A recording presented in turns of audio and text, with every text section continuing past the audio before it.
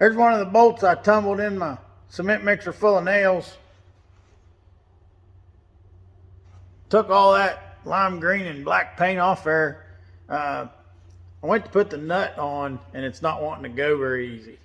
And I'm wondering how much trouble I'm in. I haven't tumbled a bunch of bolts. That's one thing I haven't tumbled a bunch of. The threads look fine. And I venture to say that if I lubricate these and run them, we're going to be fine. But we're about to find out, because I'm going to lubricate them and run them back and forth, try to run them back and forth and see if tumbling them like that messed them up. If I goofed them up, I'll have to get some bolts. But I think it's, they look so good, even though the very tips of the thread has been pressed on from banging around in that tumbler. They look like they're going to be all right. I think they're going to be all right. Lubricant I use in the shop the most, they call it Ed's Red. This is homemade. This is 1 part mineral spirits, 1 part kerosene, and 1 part automatic transmission fluid. I use it for, this is the hot sauce around here. I put this shit on everything. It's like my penetrating oil, my cleaner. Now I have other penetrating oils, and some like Air Kroll or Kroll. The Kroll molecule is the world's smallest molecule. Is it a better penetrating oil than Ed's Red? Probably. But it's expensive. This is dirt cheap. You can use this liberally for very little money. And you know, if you're like the average hairy homeowner kind of lubricant user, you know, if you want to buy that stuff that's in the blue aerosol cans or something like that, I would say, in my opinion, if you can make one of them cans last a year, then that's, you know, that's cool. Maybe it's handy, the little straw on them and the little spray like this and straw like that, gizmos and all that, you know, that you can get if you buy the aerosol can type stuff is handy, I guess. But I think in a shop environment like I have, and you do a lot of stuff and use a lot of stuff, if you clean a lot of guns, if you do, you know, mixing up your own Ed's Red is more than worth it, in my opinion.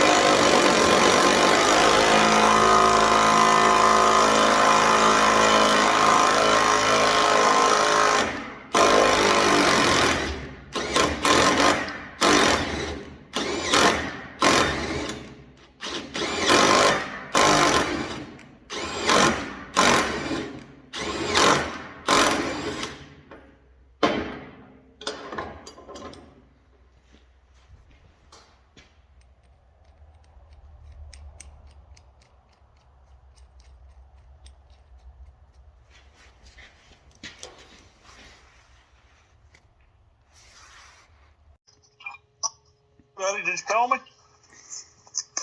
What's happening, Chief? Nope. Hear me? Yeah, I can hear you. All right, I don't got very damn good service, sir. You don't have very good service? No. Did you call me? Yeah. Okay. I was up here on the hill there talking to the neighbor here. I come home a little early and stopped up. He found a damn deer that something's covered up. I mean, there's a complete path around this damn thing completely covered up. Like a critter covered it up, or a person did? Like a critter. Wow. And the freaking tracks are like, I just have to tell you when you come up. I just did weird. I mean weird. Yeah, it sounds weird. Well, yeah. Well, I got you a winch bracket made, and I got a plan to put it on there. I want to bring that truck here and bring the nose of it in the shop and use the hoist to set all that stuff in place. Okay. Peeled right out of the shop this morning. We're headed to get a fire truck. I talked to the fire chief there yesterday and talked to him about putting that winch on there. I'm going to take that fire truck back to the shop, use the hoist to set the winch bracket in place, set the winch in there, and we'll get her wired up, get her working. So we're headed to go get the fire truck now. When I talked to the chief yesterday, he left the firehouse a little bit early yesterday. He had to run up to the neighbors, and he took a look at a little bit of a situation where there was a deer, and he said that deer had a weird set of tracks around this deer. The deer was laying there dead, had a weird set of tracks around it. Looked like something had tried to cover it up. Sounds to me like a Sasquatch. And this is in the French Creek area, you know, where them Sasquatches like to roam. So I don't know what the situation's going to be with that. I'm sure they're setting up trail cameras and trying to get on top of it. But that's neither here nor there. It ain't got nothing to do with us mounting that winch today. But I'm going to go up here and get the fire truck and head back to the shop with it. I don't really know if you're going to get a chance to drive a fire truck today, but I am. Hey, I just stopped for a second because I want to show you something. We're in Rock Cave, so that's where we got to go get the fire truck. The firehouse is up the road here, but I want to show you this rocket. We're here at the Rock Cave School, and they're the Rock Cave Rockets. And right there's the rocket. And Jason Williams designed that rocket, and I built that rocket.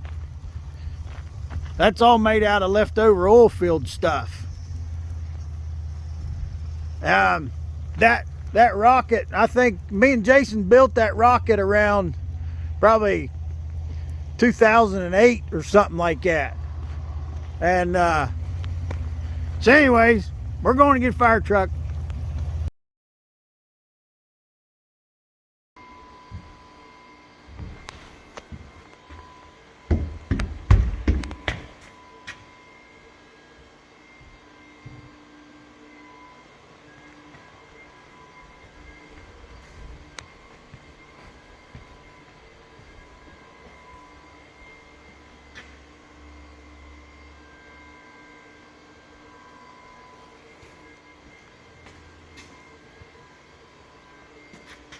So right here, see this right here was like that, or like that, you know.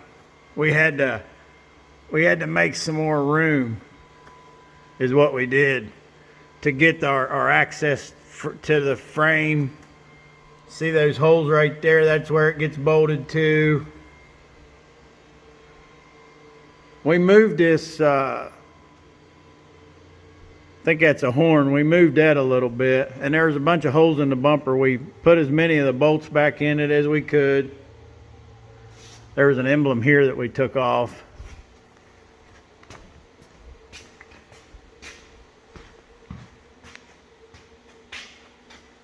So the day that we came and we trimmed that out, that's when we got the plan on how we was going to make the bracket. All right, well, get her back to the shop.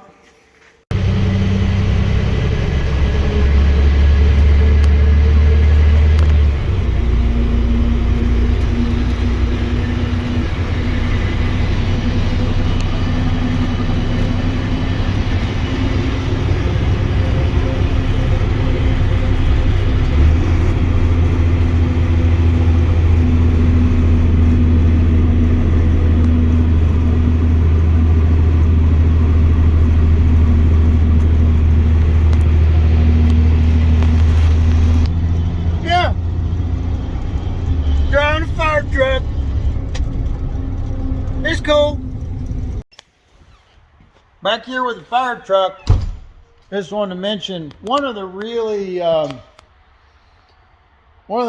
good corrosion resistant coatings that I use is called ZRC, and it's a cold galvanizing compound.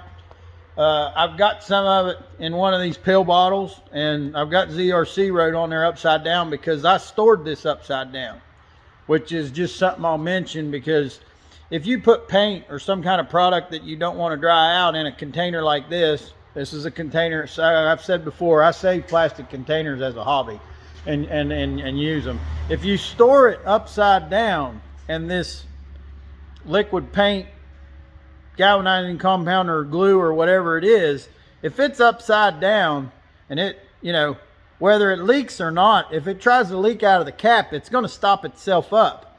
And if it's stored this way, there's no way air can get to it. This preserves it probably much better than leaving it in a metal can, like the metal cans with the pry off lid. You'll get air in there. You'll get, they'll leak. So what I wanted to mention was that about storing that. It's just an idea, and let me show you. This product is gray. The ZRC is gray, and this bumper's gray. It's probably not going to match perfect, but here where we cut this out, I'm going to be touching that up with ZRC. So it's really handy to have a small amount of this. See, if I hadn't done this before, I would have to open a gallon just to touch up these two little places. So something you might want to try doing this with small amounts of paint and whatnot, if you ever need to store stuff like that. So I'm going to shake this up in the shaker and I'll get it on there.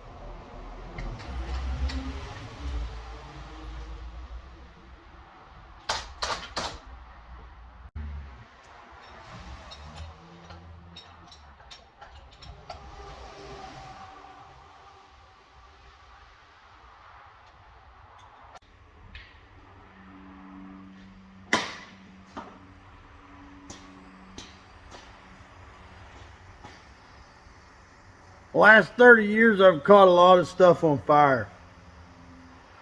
Wouldn't it be something if I caught a fire truck on fire?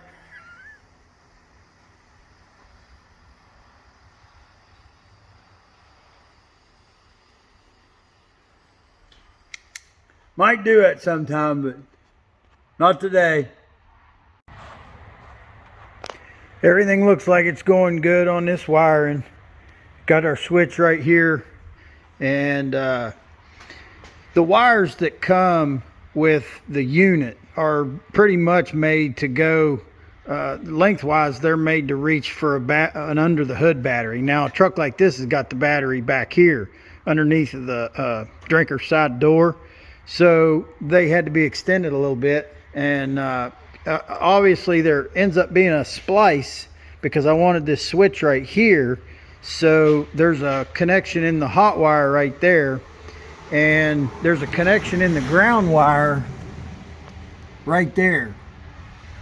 So this wire right here is the ground that came on the unit, and then right here on that bolt, I've got another eyelet and another welding cable right here, and that goes back to the ground on our batteries back here. Now the other positive, I got the positive right here. This is a 3 battery setup, and I'm hooked to the ground on the back battery. I'm going to be hooked to the positive. All the batteries are connected together in a 12 volt setup, so hot to hot, negative, ground to ground. And our positive is right here, and it runs right along up and through to here. And this is that cutoff switch. And this switch, I have same kind of connection as all of them. Have the eyelets, the copper eyelets, soldered, and then heat shrink over that. And since this is a positive, I'm gonna tape this up before I put it. Probably not necessary. These studs aren't going to make contact with anything, but just as a precaution, I'm going to tape this up, and you won't see that tape anyway when the switch is installed. So I'm going to do that.